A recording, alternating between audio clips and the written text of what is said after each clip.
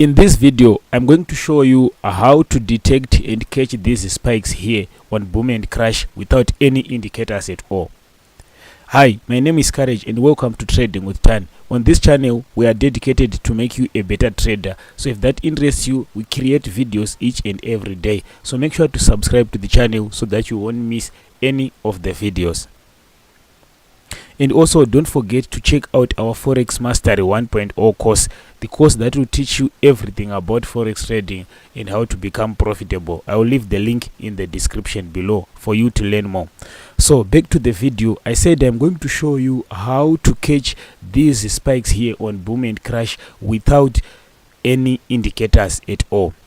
But first of all, let's talk about boom and crash and some of the things that people believe with boom and crash. So boom and crash, what is it? It is a market which makes these small tick candles here and these huge spike candles here. So we have two types of these markets. We have the boom market, which makes these spikes going up and then these tick candles going down. And also we also have the crash market, which makes this huge which makes these small tick candles and then the spikes will going down. So that's the way the name is generated, boom and crash. So when it crashes going to the downside. When it booms going to the upside. So let me show you how to catch spikes on this market.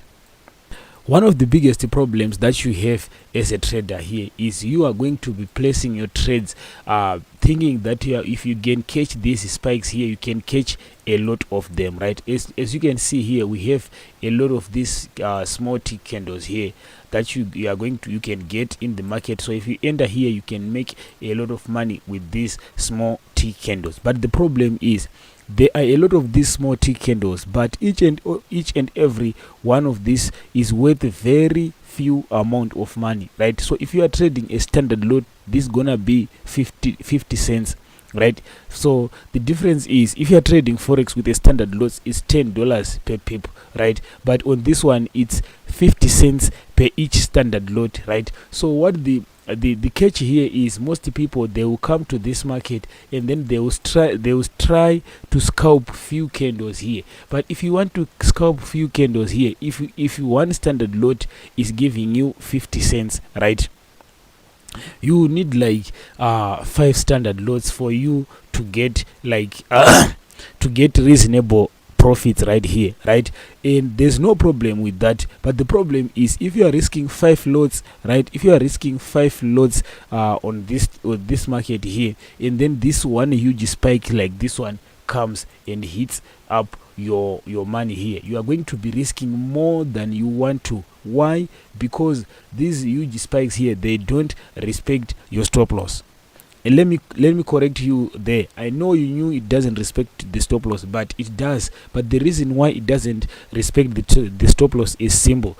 These lines here are just too close. These ticks, these are not candles. They are called ticks. They are not candles. So these being ticks, this is a very small movement, right? So let me go to the higher time frame, like the 1 hour time frame, and we are going to see that these lines are just too close together. So if you look at this, these were the lines, the entry and the stop loss right there.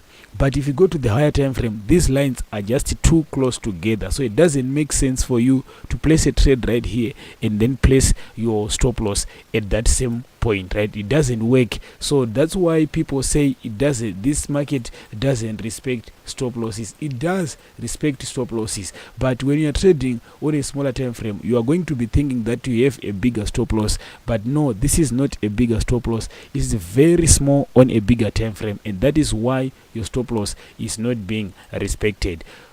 So now let me show you exactly step by step how to catch spikes on this market. So I'm going to go to the boom market first so that I can show you how to catch the spikes in the boom market. So this is the boom 1000, right? So with this boom 1000, if you want to catch spikes here, it simply means you are going to be placing buy orders, right? We are always going to be looking to place buy orders. But how do you do this? You are going to go to the 5-minute time frame. Do not do this on the 1 minute time frame. Do this on the 5 minute time frame. And when you go to the 5 minute time frame, what I want you to do is you are going to be marking out levels of support. Do not worry about resistance. Just mark out levels of support. And levels of support, I'm talking about levels like this, right? These are the levels of support right there, because you can see that the market was moving to the downside. It goes up again, comes back, goes up, comes back, goes up, comes back, goes up. So this level was working as a level of support. So how do you get this level of support? You want to mark out any level that the market reversed in and moved upper, right? So you just come to this point here, and then you mark out this level here. The way that you mark out this level here is you draw your level, which is equivalent to two red candles here. This market was going down, so you're going to be covering this first candle and this second candle. And then I want you to mark this zone here.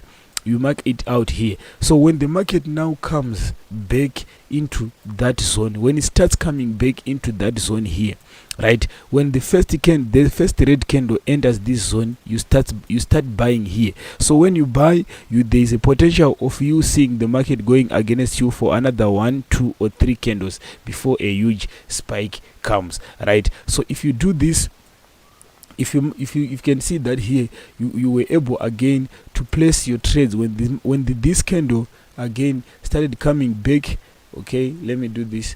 When this candle started coming back into this zone here, you were starting to place your buy orders here. And then once you buy on this red candle, the reason why I say you mark out the two previous level here is I want you to start buying when the market is still going down, so that, because if you wait to catch this spike here, you might find it too late to enter into this market. It happens so fast because it's a spike candle. So when the market starts entering into this zone here, you want to only start buying. But what you want here is, first, make sure you find a level where the market reversed on.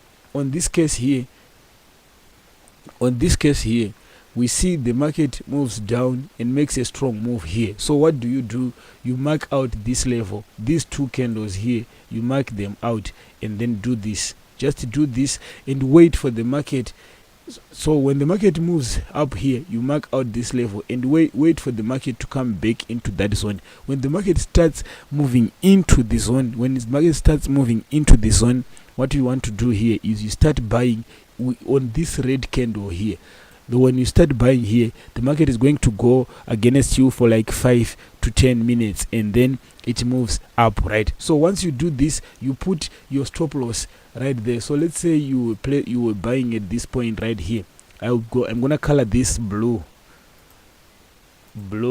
for a buy order. So I'm gonna color this blue. We were here, and then the stop loss, what you want to do is you want to put it below the lowest level of your zone, right?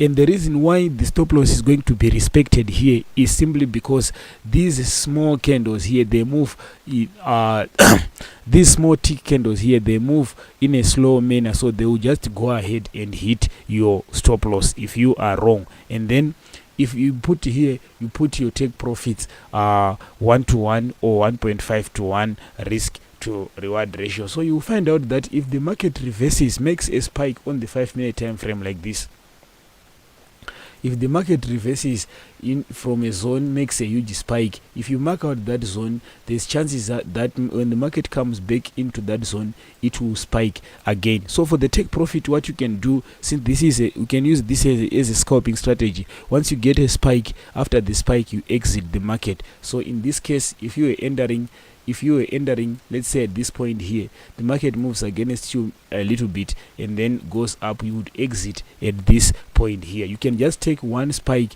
from this. You can also wait for 2 or 3 spikes, which can happen sometimes it will not happen. So again here you can see the market moves back into this zone, goes up, you mark out this zone, your market comes back again here, you buy. You were also maybe going to buy at this point, and then you would hit a losing trade here because your stop loss would be around at this point here. So I'm showing you this to show you that you are not going to win 100% with this strategy, but it's a good strategy for you to start practicing to catch spikes and also practicing to use support and resistance. If you want to learn how to use support and resistance in a more in-depth chapters and more in-depth courses, I have the course called the Forex Mastery 1.0. I will leave the link in the description, so make sure to check that course out right now.